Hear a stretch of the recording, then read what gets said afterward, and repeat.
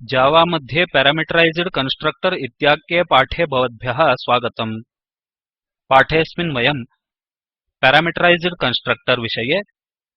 तथा parameterised constructor इतीदं रचयितुम् अपि ज्ञास्यामः वयमत्र उबुन्तु वर्जन 1110 ओस् जावा डेवलपमेंट कित् 16 एक्लिप्स 370 इतीमानि उपयुञ्ज्महे पाठमिदम् अनुसर्तुं भवन्तः जावा मध्ये एक्लिप्स उपयुज्य डिफॉल्ट् कन्स्ट्रक्टर इतीदं रचयितुं समर्थाः भवेयुः न चेत् तत्सम्बद्धपाठार्थम् अधो निर्दिष्टं जालपुटं पश्यन्तु http://www.spoken tutorial.org किं नाम पैरामीटराइज्ड कन्स्ट्रक्टर इति पश्यामः पैरामीटर अस्य अस्तीति पैरामीटराइज्ड कन्स्ट्रक्टर इति अस्य व्याख्या तत् पैरामीटर तु एकम् एकाधिकं वा भवेत् वयमधुना पैरामीटराइज्ड कन्स्ट्रक्टर एकं रचयाम एक्लिप्स मध्ये studentजव इति सञ्चिकाम् उद्घाटयामः सञ्चिकामिमां पूर्वतनपाठे वयं रचितवन्तः अधुना कन्स्ट्रक्टर मध्ये वेरिएबल अस्य डिफॉल्ट् मूल्यं दद्मः roll number समं 0 इति टङ्कयाम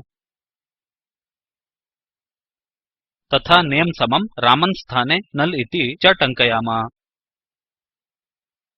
system dot out dot println I am a default constructor इति टङ्कयतु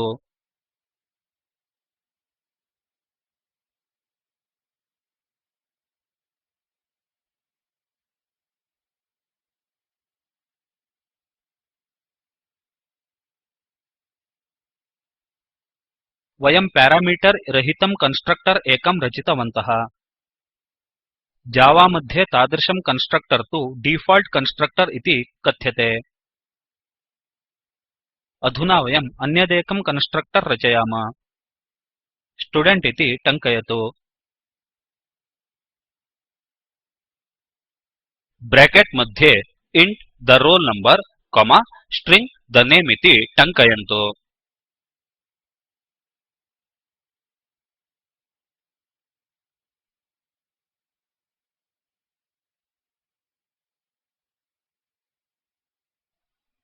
वयमधुना प्यारामीटर् युक्तं कन्स्ट्रक्टर इदं रचितवन्तः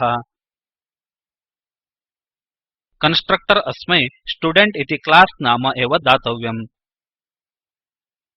ब्रैकेट मध्ये कन्स्ट्रक्टर अस्मै प्यारामीटर् द्वयं वयं दत्तवन्तः कन्स्ट्रक्टर इत्यस्मै कियदपि प्यारामीटर् इमानि दातुं शक्यम् अधुना कर्ली ब्रैकेट मध्ये system dot out dot println I am a parameterized constructor इति टङ्कयतु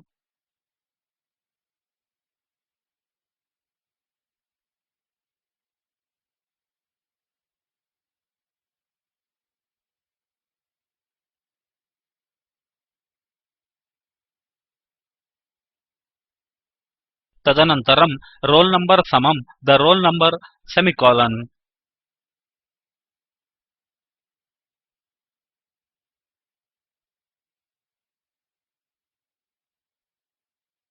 तथा नमे समं the name इति टङ्कयित्वा सेमिकोलन् नुदतु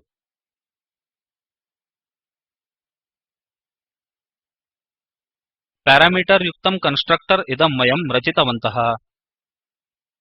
अधुना कन्स्ट्रक्टर इदम् आह्वयाम तदर्थं मेन् मेथड् मध्ये स्टुडेन्ट् stu2 समं न्यू स्टुडेन्ट् इति टङ्कयित्वा ब्रैकेट मध्ये 11 कोमा डबल कोट्स् मध्ये राजु इति टङ्कयतु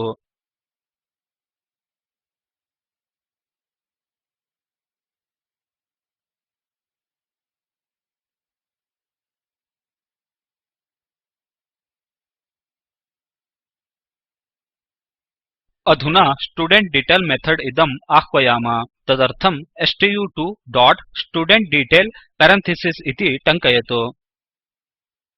सञ्चिकां रक्षयित्वा रन् करोतु वयं पटले फलितं पश्यन्तः स्मः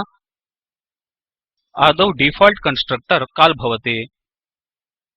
इदं तु वेरिएबल इमानि डिफॉल्ट् मूल्यार्थं इनिशियलाइज करोति तदनन्तरं प्यारामीटराइज्ड कन्स्ट्रक्टर काल् सम्भवति इदं वेरिएबल इमानि पास् कृतस्य आर्ग्युमेण्ट् निमित्तं इनिशियलाइज करोति अर्थात् 11 तथा रजु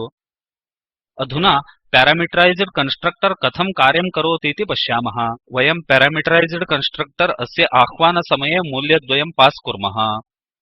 इमानि आर्ग्युमेण्ट् इति कथ्यन्ते the roll number इति प्यारामीटर् अस्मै 11 इति मूल्यं कॉपी भवति अपि च the name इति प्यारामीटर् अस्मै रजु इति कॉपी भवति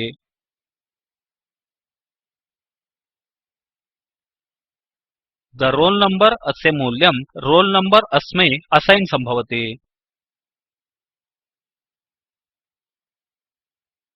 तथा the name अस्य मूल्यं name अस्मै असैन् भवति अतः फलिते वयं 11 अपि च रजु इति पश्यन्तः स्मः अधुना वयं प्यारामीटराइज्ड कन्स्ट्रक्टर अस्य आह्वानसमये ये दोषाः सम्भवन्तीति पश्यामः यदि अस्माभिः कन्स्ट्रक्टर अस्मै एकमेव निरूपकं पास् क्रियते चेत् किं भवतीति पश्यामः रजु इतीदं निष्कासयतु वयं the constructor student with parameter int is undefined इति दोषं प्राप्तवन्तः अर्थात् आर्ग्युमेण्ट् संख्या प्यारामीटर् संख्यायै सममेव भवितव्यम्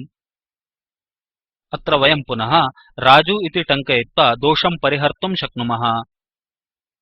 अधुना एकमेव प्यारामीटर् युक्तम् अन्यदेकं कन्स्ट्रक्टर् रचयितुं शक्नुमः अधुना तत् कुर्मः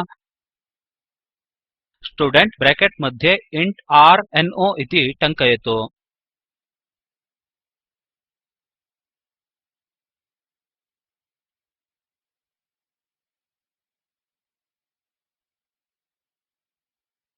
कर्ली ब्रेकेट् मध्ये system dot out dot println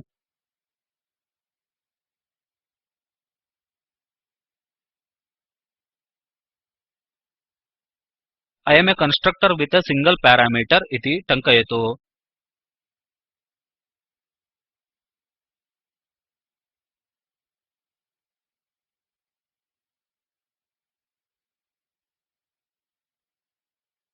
अग्रे roll number समं r no इति टङ्कयतु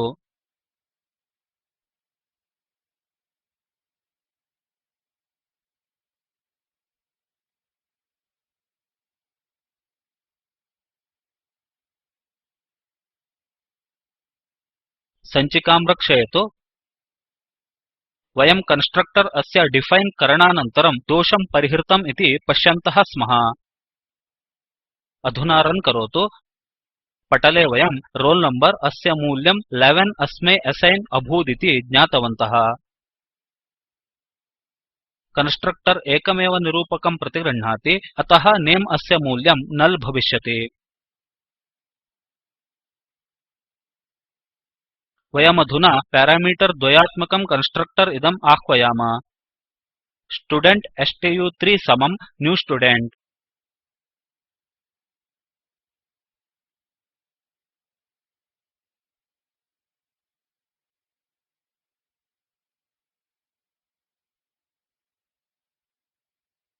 ब्रेकेट् मध्ये 11 रजु इति टङ्कयतु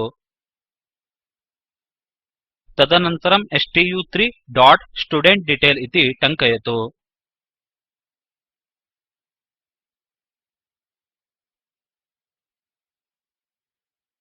यदि अस्माभिः अत्र 11 इदं स्ट्रिंग निरूपकं कृत्वा पास् क्रियते चेत् अर्थात् अत्र डबल कोट्स् वर्तते चेत्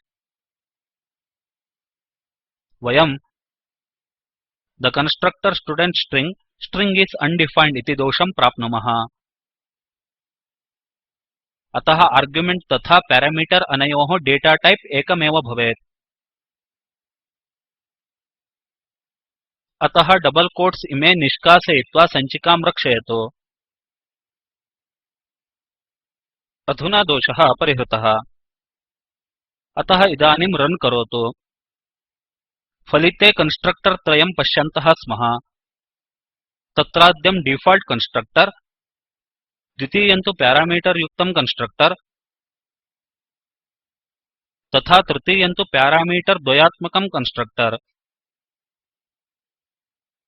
एवं वयं जावा मध्ये प्यारामीटराइज्ड कन्स्ट्रक्टर इतीदं रचयामः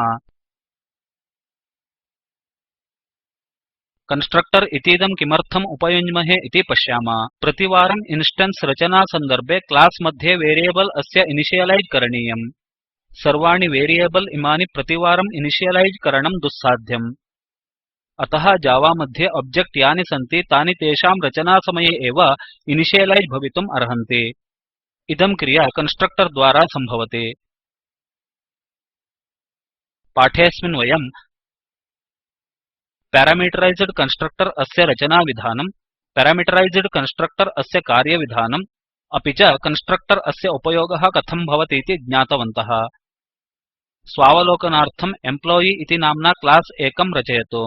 तस्मै अन्यदन्यत् प्यारामीटर् युक्तं कन्स्ट्रक्टर् रचयतु स्पोकन् ट्युटोरियल् प्रोजेक्ट् विषये इतोप्यधिकं ज्ञातुं कृपया अधो विद्यमानं वीडियो पश्यन्तु httpspoken tutorialorg/what is a spoken tutorial एतत् स्पोकन् ट्युटोरियल् प्रोजेक्ट् इत्यस्य सारांशं दर्शयति यदि भवतां समीपे उत्तमं बैण्डविड्थ नास्ति तर्हि एतत् अवचित्य पश्यतु स्पोकन् ट्युटोरियल् team पाठमिदमुपयुज्य कार्यशालां चालयति ये ऑनलाइन् परीक्षायाम् उत्तीर्णतां यान्ति तेभ्यः प्रमाणपत्रमपि ददाति अधिकविवरणार्थं contact@spoken tutorial.org इति अणुसङ्केते सम्पृच्यताम् spoken tutorial project talk to a teacher इति परियोजनायाः भागः अस्ति इमं प्रकल्पं राष्ट्रियसाक्षरतामिशन् इति संस्था आईसीटी म्हृद् भारतसर्वकार इत्यस्य माध्यमेन समर्थितवती अस्ति अधिकविवरणार्थं spoken tutorialorg/nmeict intro इत्यत्र पश्यन्तु वयं पाठस्यान्तं प्राप्तवन्तः धन्यवादाः अनुवादकः प्रवाचकश्च विद्वान् नवीन् भट्टः उप्पिनपट्टनम्